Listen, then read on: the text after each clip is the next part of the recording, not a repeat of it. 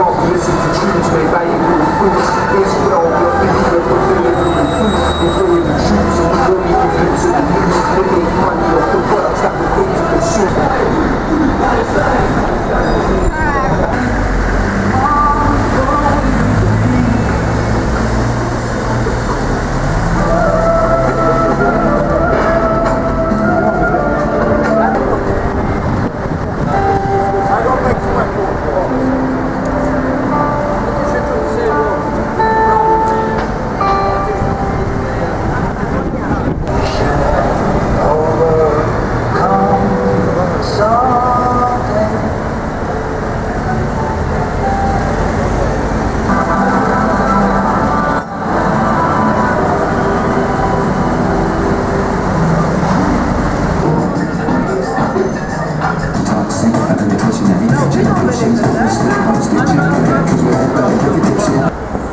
We are here today on the weekend before Valentine's Day outside the Beers Jewelers in Bond Street, a global brand in diamonds to highlight the link between diamond jewelry and Israeli war crimes and human rights abuses being committed today in Palestine. Most people don't realize that diamonds sold in jewelers worldwide are bankrolling Israel's war machine. Israeli economist Shir Heller testified at the Russell Tribunal in November 2010 that overall the Israeli diamond industry contributes about $1 billion annually to the Israeli military and security industries.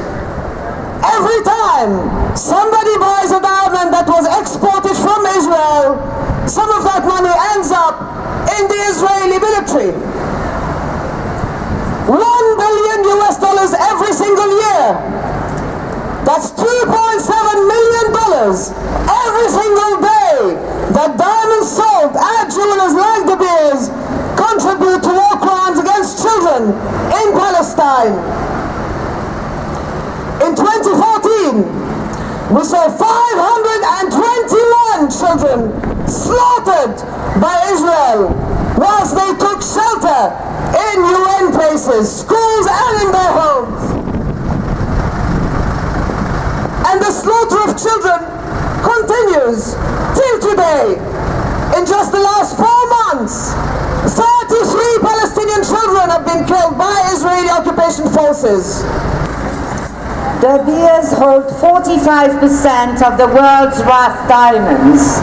It sells its diamonds to a few authorized bulk purchasers kept on a special list. The privileged companies that appear on the list are called site holders, and their purchasing quotas are called sites. Israel leading exporter Steinmetz, now called Diacor, Leo Shashta, Nero Diamonds Israel, Yoshfe Diamonds, Rosy Blue are also De Beers site holders. De Beers Forever brand diamonds are also crafted by these same diamantaires. It's De Beers partnership with these Israeli companies which has enabled diamonds to become Israel's first industry and has funds its war machine to the tune of $1 billion every year. In 2012, De Beers presented the Queen the Jubilee diamond crafted by De Beers partners, the Steinmetz Diamond Group, now called Diacor, on her Jubilee to be displayed with the crown jewels in the Tower of London. The Steinmetz Diamond Group Foundation funds and supports the notorious Givati Brigade.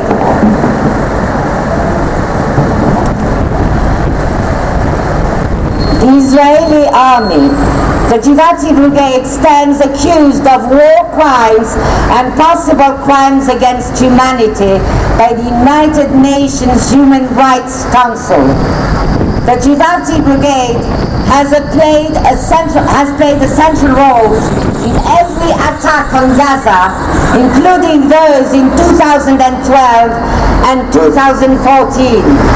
But it's particularly famous for its massacre of the Samuni family in Gaza during Operation Cast Lead. 7 years ago, on 4th January 2009, the Givati Brigade rounded up 100 members of the Samuni family and ordered them into the house of Wa'el Samuni. The house was then bombed, and rescue services were prevented from approaching for 4 days, with ambulances being fired on. When rescue workers were finally allowed access, they found buried beneath the rubble traumatized children beside the corpse of their parents and siblings. The Givati has massacred 29 family members, and in case anyone mistook their intent, they left a message on one of the remaining wall of the house. Daubed in Hebrew, it read, "The only good Arab is a dead Arab." We are here to thank the bears to stop peddling in Israeli blood diamonds. The bears, stop your trade in blood diamonds. The bears, stop your trade in Israeli blood diamonds. Shame on you, the bears. Shame on you, the bears. Shame on you, the bears. Free Palestine. Free Palestine!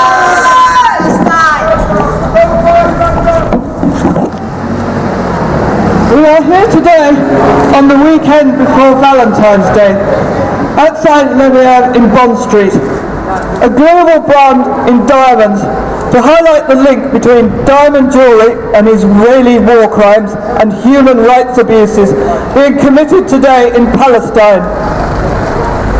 Israel is one of the world's leading producers of cut and polished diamonds. It imports rough diamonds, more than doubles their value by cutting and polishing, and exports them globally via hubs in London, Antwerp, Hong Kong, New York and Mumbai. In 2011, Israel's net export of diamonds was worth $10 billion. That's 30% of Israel's manufacturing export, Israel's #1 industry.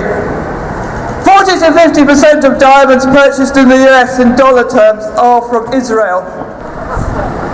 We are here to tell you to stop peddling in Israel blood diamonds and completely divest from Israel. Leviev, stop your trade in blood diamonds. Leviev, stop your trade in Israeli blood diamonds. Shame on you, Leviev. Shame on you, Leviev. Shame on you, Leviev. Shame on you, Leviev. Free Palestine. Free Palestine. I've never had diamonds. We are here today on the weekend before Valentine's Day outside Tiffany Jewelers in Bond Street, a global brand in diamonds, to highlight the link between diamond jewelry and Israeli war crimes and human rights abuses being committed today in Palestine. Israel is one of the world's leading producers of cut and polished diamonds. It imports rough diamonds, more than doubles their value by cutting and polishing, and exports them globally via hubs in London, Antwerp, Hong Kong, New York, and Mumbai. We are here today on the weekend before Valentine's Day outside Cartier in Bond Street, a global brand in diamonds, to highlight the link between the diamond jewelry and Israeli war crimes and human rights abuses being committed today in Palestine. Cartier, stop!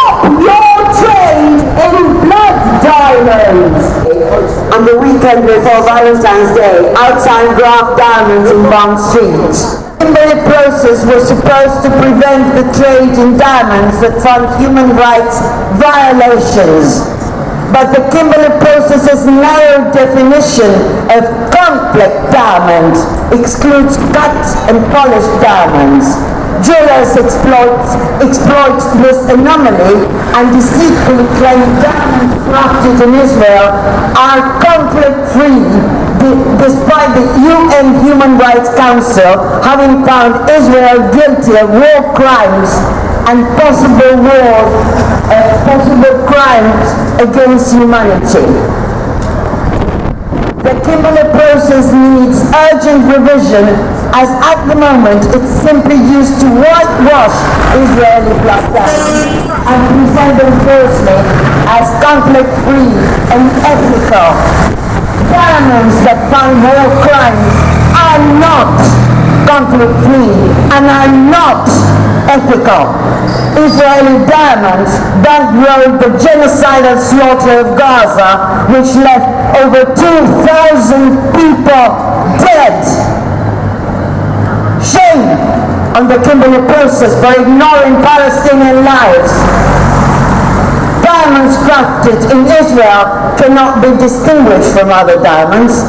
Unless a diamond is laser inscribed to identify where it was crafted, or the jeweler can provide documentary evidence of where it was cut and polished, there is a high risk that the diamond you are buying is an Israeli blood diamond.